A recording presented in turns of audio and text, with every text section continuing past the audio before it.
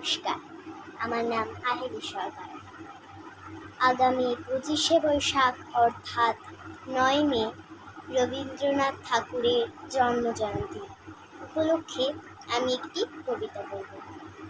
কবিতা পুতুল ভাঙা, কবিগুরু রবীন্দ্রনাথ ঠাকুর।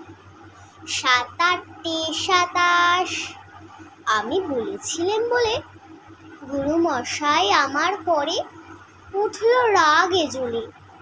মা গো, তুমি 5 পয়সায় এবার রথের দিনে সেই যে রঙিন পুতুলখানি আপনি দিলে কিনে। খাতার নিচে ছিল ঢাকা, দেখালে এক ছেলে।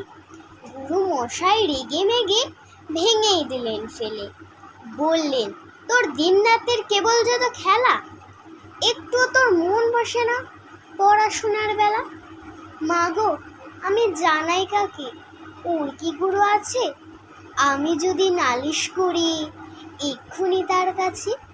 কোনো রকম খেলার পুতুল নেই কি মা ওর ঘরে?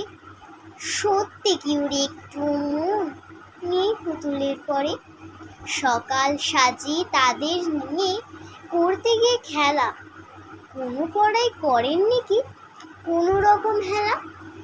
ওর যদি সেই পুতুল নিয়ে ভাঙেন কেহ রাগে, বল দেখি মা ওর মনে তা কেমন তর লাগে।